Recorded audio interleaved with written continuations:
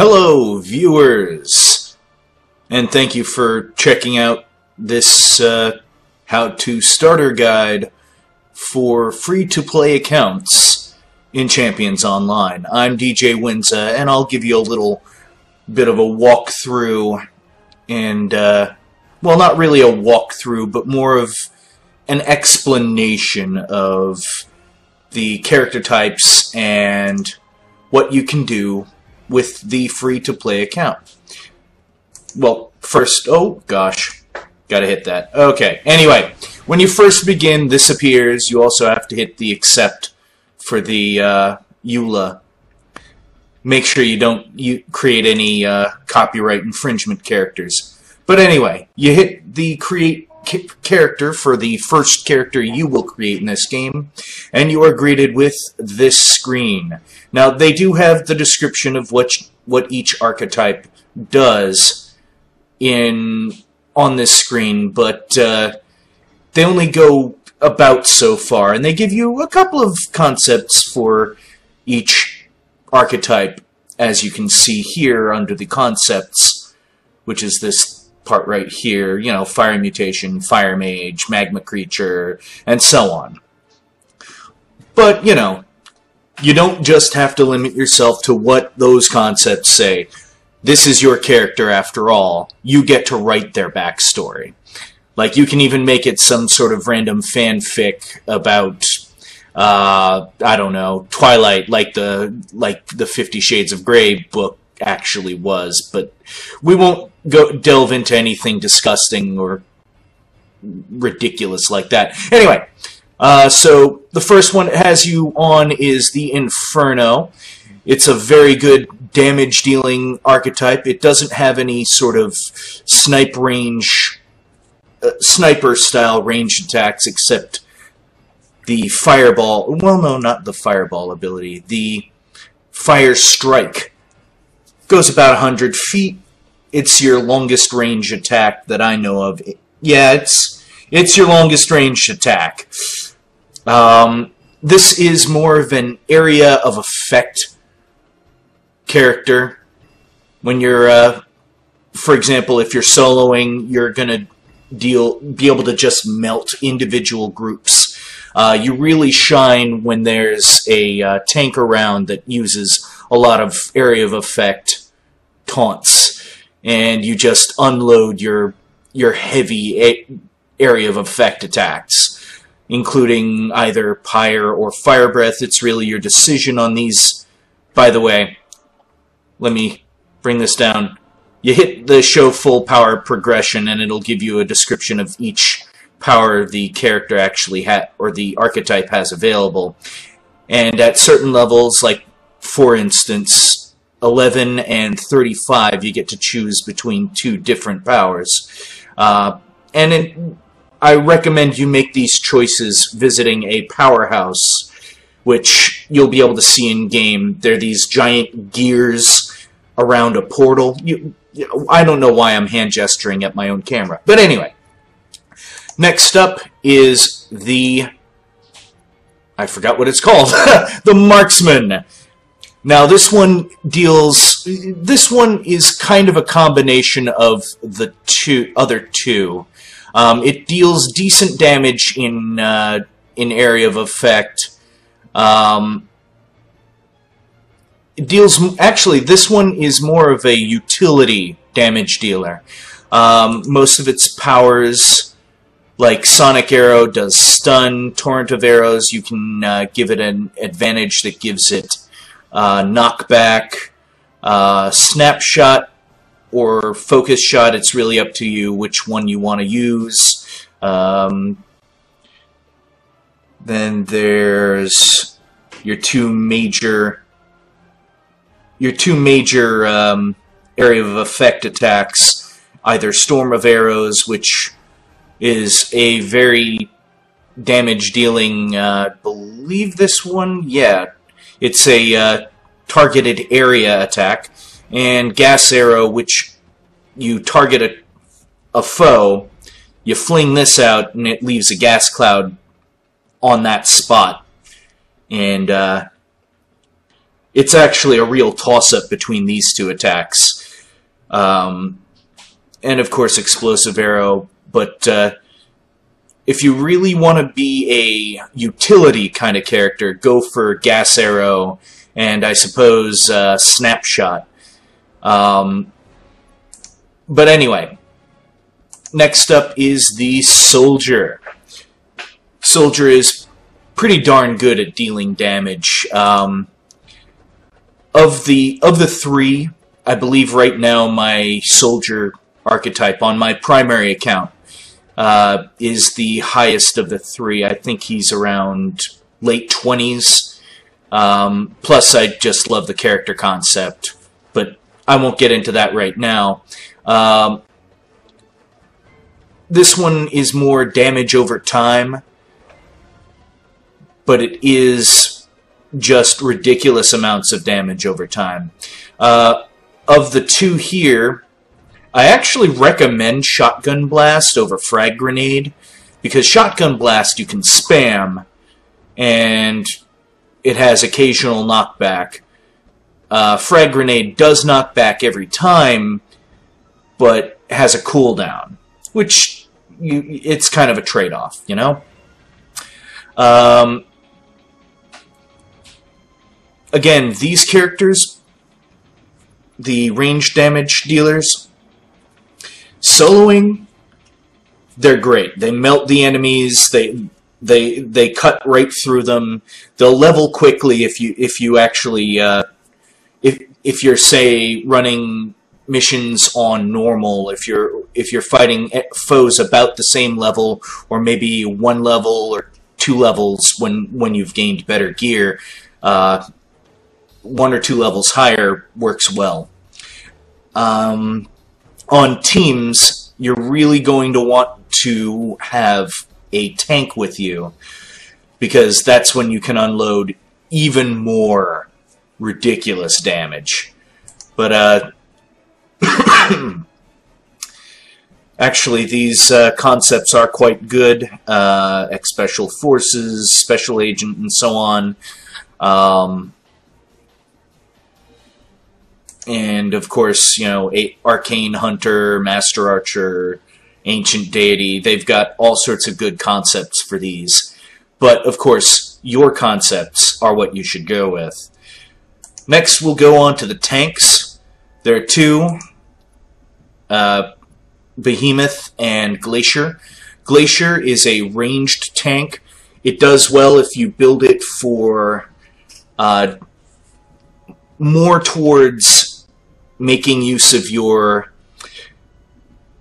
decent controls. Like, for example, if you get Frost Breath or Snowstorm at level 11. I prefer Frost Breath myself. If you apply the advantage to it, which you'll learn later on as you level up, you'll gain advantage points. If you put in the advantage for this power, it makes it so that the chill effect, which only has a chance to apply normally, will happen all the time, and continuously stacking chills on your target will occasionally make them be immobile. They won't be able to walk around anymore. So they'll all be held in place. And if you also slap on the challenging strikes advantage, it becomes an incredible aggro appropriating ability. You also get Ice Cage pretty early on, and that can be your single target boss style crippling challenge delivery service. You deal pretty decent damage for a ranged character, but nowhere near the kind of damage that the ranged characters or hybrid characters can. If you want to be a damage-dealing tank, the Behemoth is actually pretty doggone good at that. This one focuses more on just basically punching the enemy in the face till they stop moving, which, you know, works really well. If you want a tank that pretty much just does punches constantly, when you get to level 11, go with Room Sweeper. Sure, you end up knocking the enemies away from you, but the knock is pretty strong by that point, so they'll go flying and take extra damage by falling. And enemies can die by falling. Another choice would be Thunderclap. This one I'd only really recommend if it's a concept character, mainly because it doesn't deal too much damage, it doesn't do any knockback, it does do stun on all your targets, and you can put Crippling Challenge on it, but in all honesty, I believe Room Sweeper's the better choice, just for damage purposes.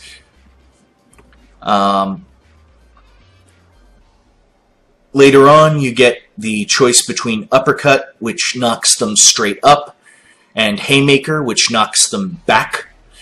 These are both single target attacks. This one's also one of those kind of toss-ups where it's a really difficult decision, because both powers are good. Uppercut is pretty cheap on energy, so you can spam that. Like, literally tap the button repeatedly and cause incredible damage. But Haymaker, in a single strike, can generally take out most foes in a single shot. And since you're a tank, you're going to have their attention anyway, at least if you're any good.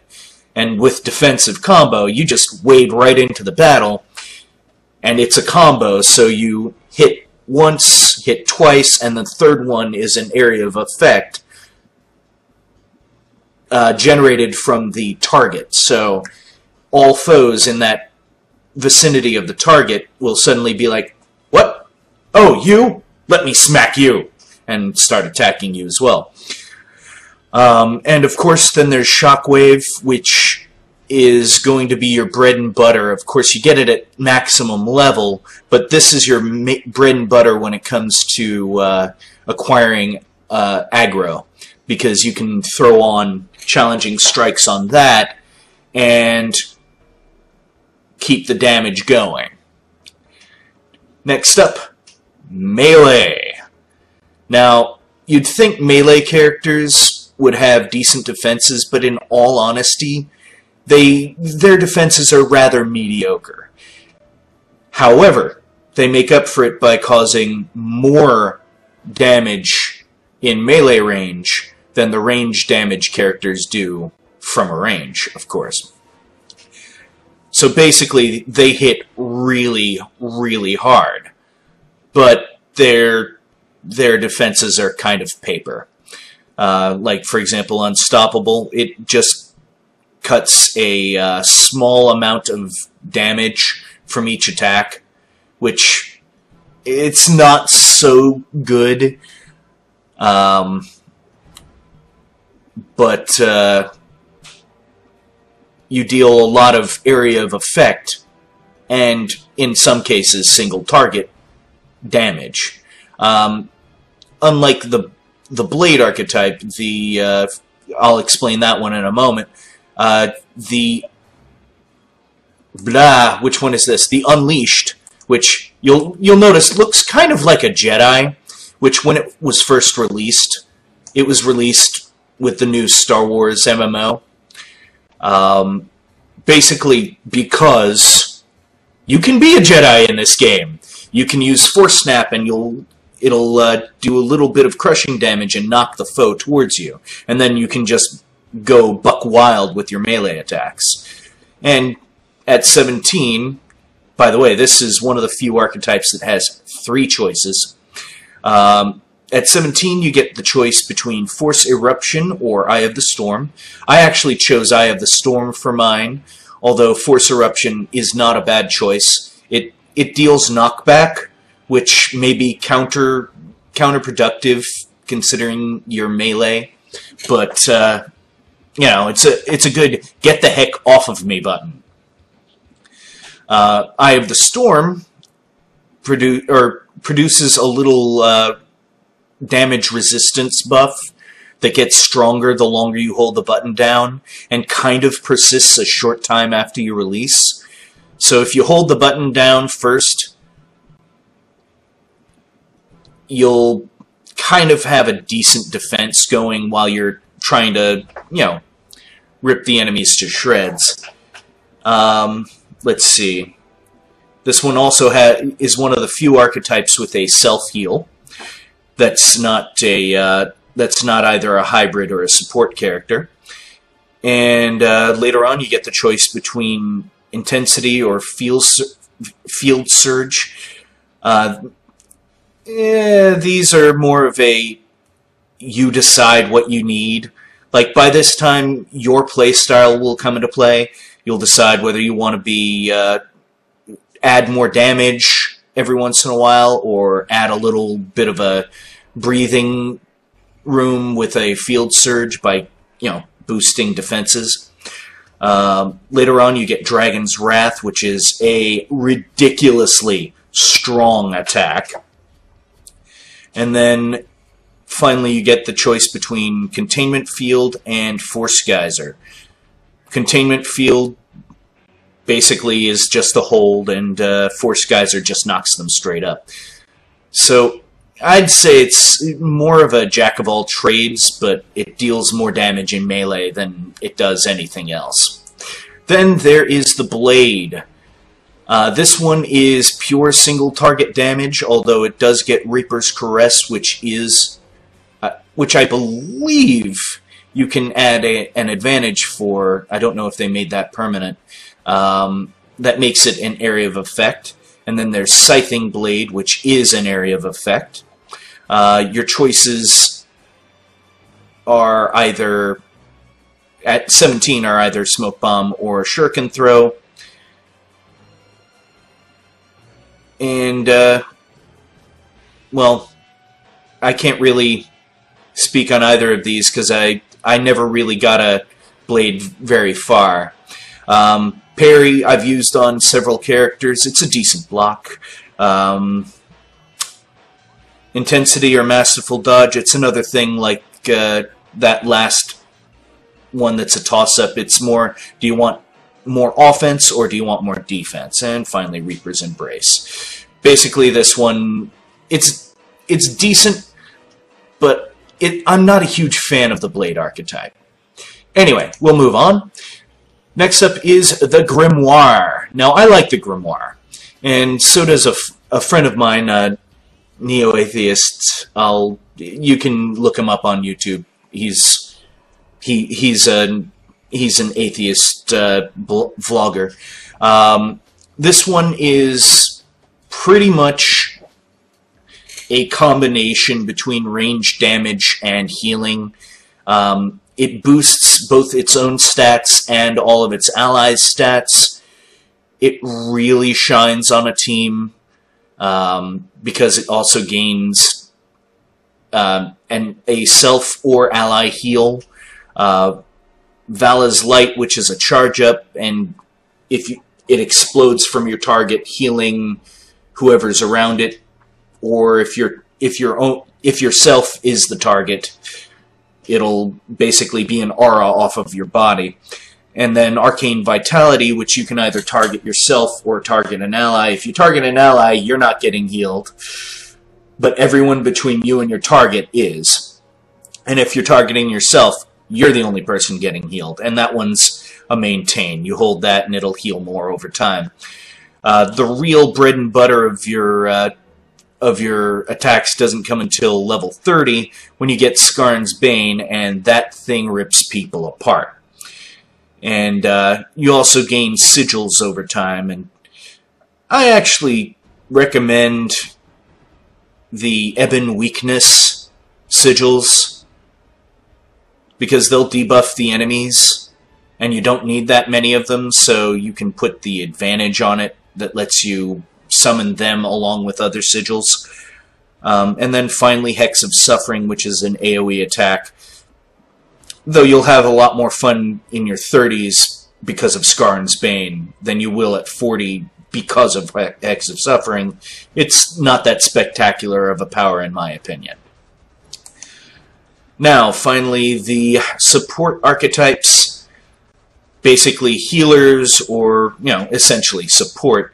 If you're looking specifically to make a healer, I recommend the Radiant, which is this one right here, because almost everything it does is heal. Rebuke, which is your first healing power, it's also a decent damage dealing attack. You can use it to heal yourself if you're not targeting anyone, or allies, and it's a charge up. Just, fling it. And I believe if you just tap it, it doesn't cost anything if you're healing an ally. And your passive also does a random heal around you. Expulse, it's a charge up, and you have to charge it to full, and once you've charged it to full, you knock enemies away from you, and it's pretty decent at that. It's not as good as Force Eruption, but it's pretty doggone good. Then you get a choice between Circle of Radiant Glory, which, if you die in it, it revives you, but you have to cast it again, obviously. Or Sigils of Radiant Sanctuary, which make you invisible and also heals you and allies.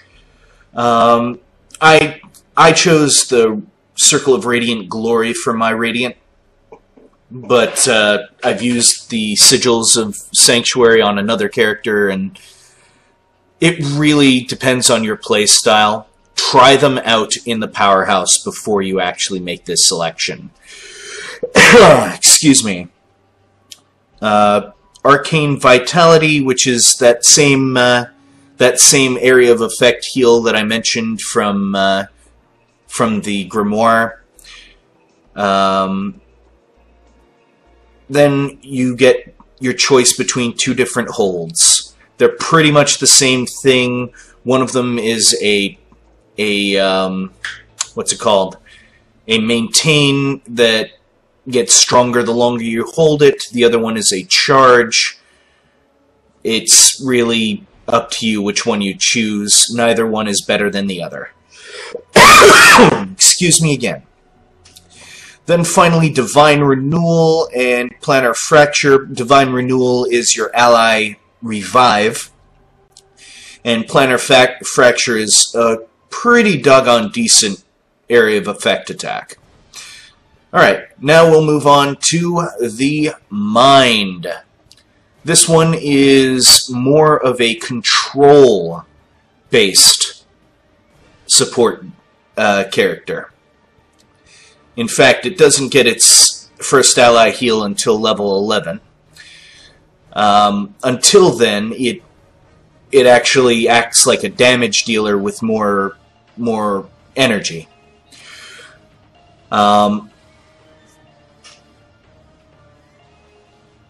And Ego Sprites are going to work really well when you get your level 17 power Ego Sleep.